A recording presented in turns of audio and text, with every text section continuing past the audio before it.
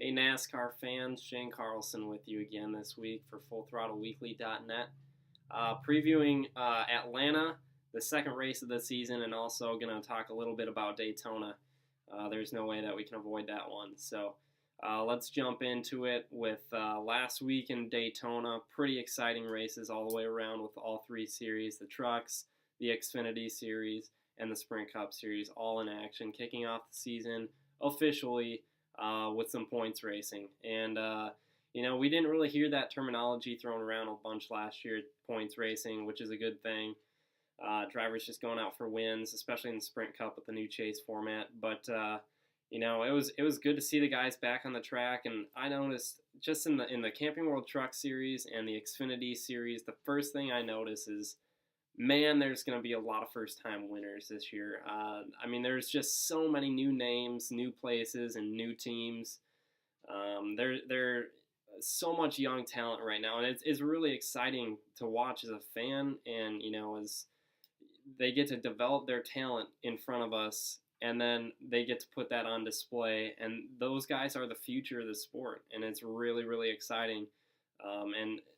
This weekend just goes to show we had in the Camping World Trucks, we had Tyler Reddick from Brad Keselowski Racing get his first career win, as well as Ryan Reed for Roush Fenway Racing in the Xfinity Series. And those guys are going to be around a while and hopefully developing their talent as well as a bunch of the other younger guys. And there's almost not enough room for them in the Sprint Cup Series right now. It's a great pile of talent in all three series, really. And you got the Sprint Cup guys, you got Kyle Larson still, Austin Dillon, a bunch of young guys still up in there. But just really, really exciting for me as a fan to see people get their first win. I mean, that's what it's all about is people putting in the hard work to and then seeing it pay off finally in a place. And especially like Daytona, if you can get your first win at a place like Daytona, that's extra special. That doesn't happen to a lot of people. But as I said, Tyler Reddick gets his first career win in the Camping World Truck Series last Friday. In the Xfinity Series, Ryan Reed brings home the checkers for Roush Fenway Racing. Big storyline as well in the Xfinity Series race on Saturday was Kyle Busch being injured and taken to a local hospital. He fractured his right leg and broke his left ankle. So people are, I heard a timetable of 5 to 6 months. I'm not sure if that's correct, really. But we can all only hope and pray that Kyle Busch returns to the car soon and gets healthy and takes care of his body and does all the right things to get back in the car, because at the end of the day, these guys have a family to go home to. Nobody wants to see anybody get injured. And it was a pretty brutal wreck. He went straight into the infield wall, and that particular wall did not have a safer barrier. So Daytona International Speedway has now made an arrangement to equip all walls with a safer barrier. So by the time they get there in July, all walls at Daytona will have the safer barrier, which is good. I think it should not even be a question of whether there is a safer barrier there or not. We have the technology. Spend the money, get it done. These guys deserve to have the safety there for them. That's just bottom line, end of argument with that. It's just cut and dry, simple.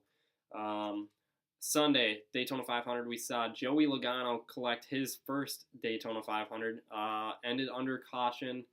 Unfortunately, I would have liked to have seen them race back to the green, but I understand where NASCAR needed to throw the caution. There's cars, wrecking everywhere, so I understand where NASCAR comes on that. That's just a tough decision. You don't really ever want to see the Daytona 500 end under caution, or any race for that matter, but it did.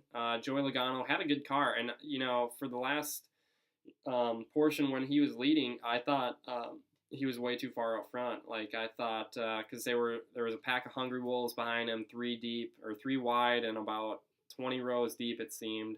And I thought he was just going to get swallowed up. But he didn't. He did a good job staying up front. He did what he needed to do and put himself in a position to win. And that's that's really all you can ask for a driver at any racetrack is just get yourself in a position, give yourself a shot, and he did that, and he ended up with the Harley J. Earl Trophy at the end of the day. So hats off to Joey Logano and that Team Penske racing guys. I thought they were in trouble there for a while because his teammate Brad Keselowski had blown a motor, and also Ryan Blaney in the 21, who they also have an alliance with, Roush Fenway, and or rather Team Penske and the Wood Brothers have a Ford Motor Alliance there.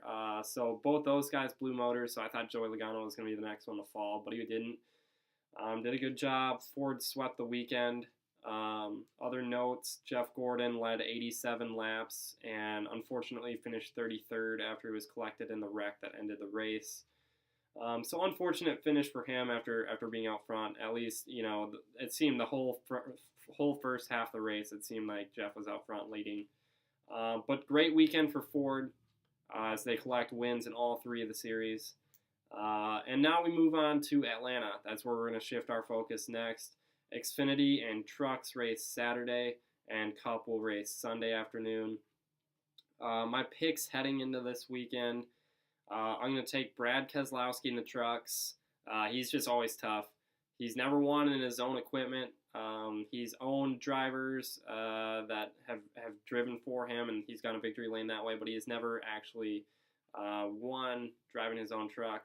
So I think he gets it done this weekend. Kevin Harvick in the Xfinity Series is my pick. He is driving the Junior Motorsports number 88 Chevrolet. Harvick is just good at Atlanta.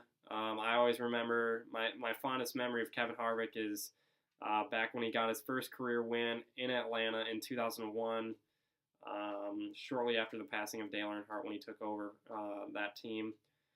So I think Harvick gets it done this weekend. On the Cup side, Jimmy Johnson in the 48. He's got 3 wins in Atlanta. Leads all active drivers with the best average finish of 9.0, and in just 23 starts, he has 2 DNFs. So I'm going to pick Jimmy Johnson to win this weekend. He was strong last weekend, showed that he's ready, and he's back to be a championship contender. And some kind of just trends to look forward to. I think you're going to see guys all over the track. You're going to see them up high next to the wall. Guys like Dale Jr., Kyle Larson, those guys like that high line. So I think you'll see them kind of spread out all over the place. But this is kind of where you're going to see a lot of speeds come into play. I mean, not that you don't at Daytona, but here in Atlanta and these intermediate tracks, we're going to start to see you got to balance the speed as well as the handling of the race cars. So watch for that. 500 long miles on Sunday afternoon again. So they're going to hit it hard again this weekend. Those are my picks. And then also just looking on the blog on the power rankings page and the fantasy page, the predictions. Look for a new kind of look for it. I'm trying to make it a little bit more user friendly, and hopefully a little bit cleaner looking. I like the format that I'm working with. I'm trying to get that up in time for the race tomorrow. So just look for a few changes, few upgrades to the website. So yeah, keep that in mind. Keep surfing the blog, and let me know if you guys have questions. I love to interact with people. Answer any questions. So thanks for watching this week, and if you can, enjoy the races in Atlanta. Thanks.